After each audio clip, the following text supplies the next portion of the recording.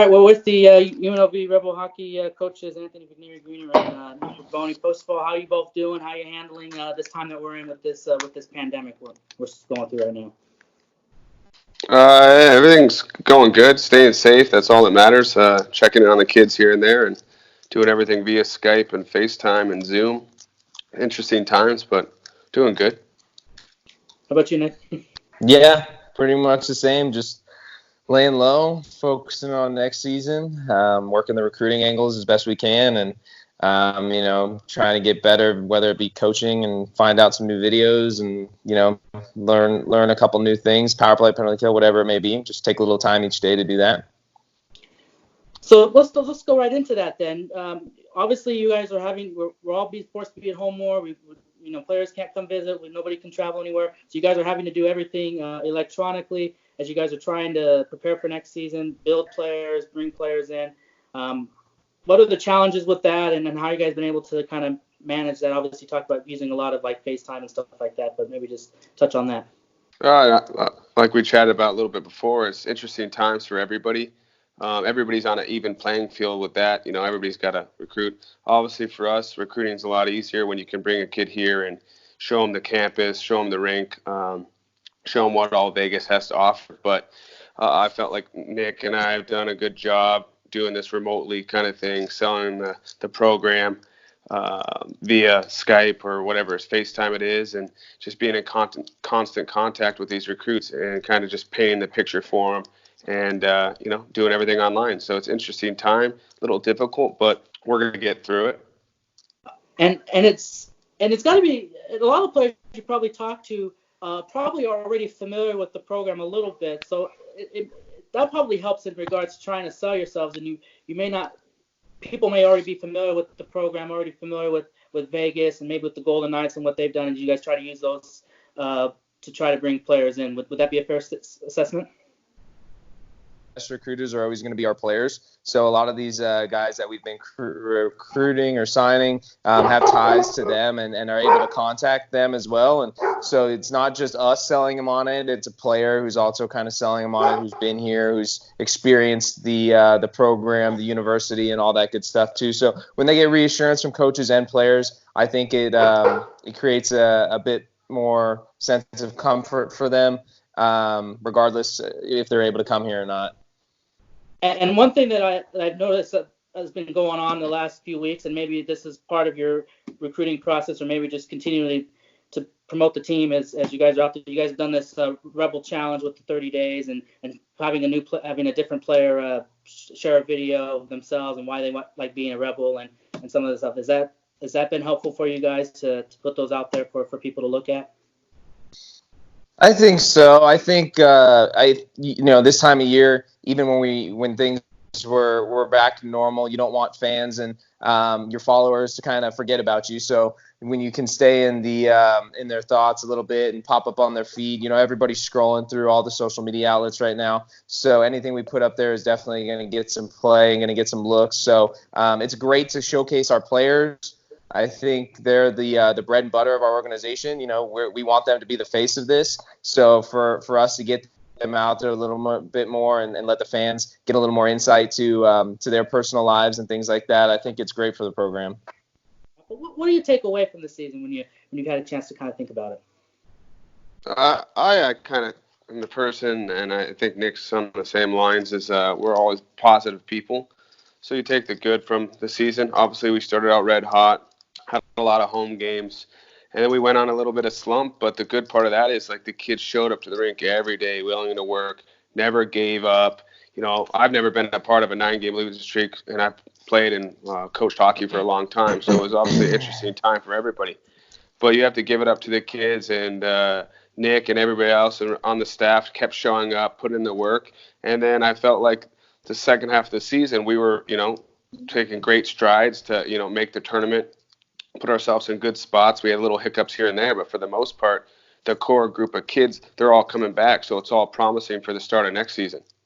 One thing this season that I learned as a coach was, just the importance of every single game prepping the same, and also just sticking to it. I think as a coach, it can be tough sometimes, especially when you can't get out there and actually change the game like a player could. I think that like sticking to the game plan, not straying, making sure that the guys continue to buy in. That was very important for us. And I think, like Coach Greener said, we were really peaking at the right time. Our goal was always to get to the national tournament. So maybe the path changed a little bit, but the goal didn't. And, we got established that goal, and who knows what could have happened once we were there. I think that we were getting hot at the right time, and we had good goaltending, which was very important too. So you combined all those things, and you really don't know what could have happened. But regardless, you look past it now. We're focusing on next year. Players that you brought in this played this season, and then your players that you had before. Maybe just who really stood out to you this season? Who really impressed you? Who maybe exceeded your expectations, or who were some of your standout players this season? I'll just touch on the D. Obviously, for myself, I work a lot with those guys. I think that when it comes to veteran leadership, we have guys like Sean Plonsky, Connor Hetzel, Eric Williams, and Bozasov, who all did their role exactly what we expected. And I think that we even got more from guys like Sean Plonsky. I think he really had a great year for us. He was our most consistent defenseman pretty much night in, night out, and at practice. So definitely want to give him some recognition there. And then I think Hunter Mazzillo had a good first year as a freshman. He was very steady for us, and he provided that offensive presence that I think we needed. He was a good power play guy for us. We could use him on the penalty kill too. So in the future, I think that he's one of those guys that's going to be an all-star in this league. I also think that he has a potential to be a leader as well. As for the forwards, obviously Sachs had his best year going to his senior year. He bought in right away and stayed, and one of his downfalls in the past was mental stuff, and he kind of fought through all that, and I was glad to see him have a great year like he did. Then other leadership guys, we got Kirk Underwood and Jarrett Erickson really kind of led the way in the locker room without wearing letters, so it was great to see. We heard a lot of good feedback on them. And then you guys, Turcotte, kind of, just when he's plays his game, he's going to be one of the best North and South guys in this league. And then from incoming freshmen, we had a great freshman class.